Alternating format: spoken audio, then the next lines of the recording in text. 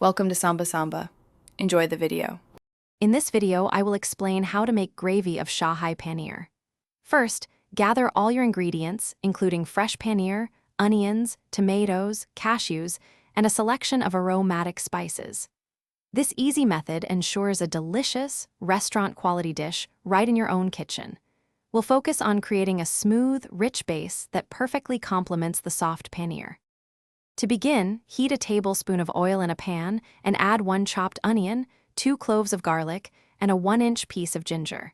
Sauté these until the onion turns translucent. Next, incorporate about 1/4 cup of cashews and 2 tablespoons of melon seeds.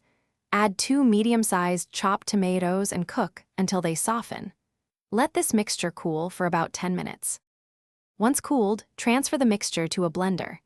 Add about 1/4 cup of water and blend until it forms a perfectly smooth paste. For an extra silky texture, you can strain this paste through a fine mesh sieve. Return the strained gravy to the pan and bring it to a gentle simmer. Now, stir in 1/4 cup of fresh cream and your preferred spices like garam masala and a pinch of sugar. Finally, add 200 grams of paneer cubes to the simmering gravy. Cook for just 2 to 3 minutes, allowing the paneer to absorb the wonderful flavors without becoming tough.